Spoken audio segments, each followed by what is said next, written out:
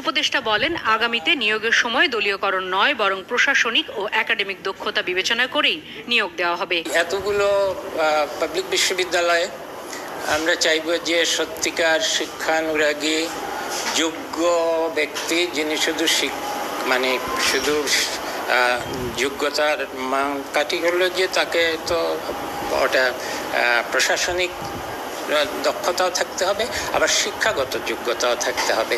এখানেই আমাদের এতদিন ধরে বড় ধরনের অবমূল্যায়ন হয়েছে।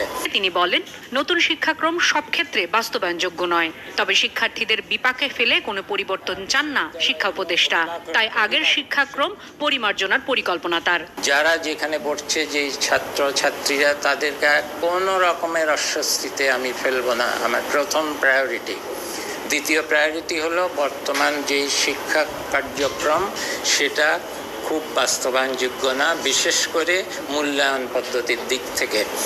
সেটা কি করে আবার সংশোধন করা যাবে, অন্তত আগের শিক্ষাক্রমে প্রথমে ফিরে আর তারপরে আবার চিন্তা করবো নতুন করে কি করে হয়। এদিকে দায়িত্ব নিয়েই প্রথম দিন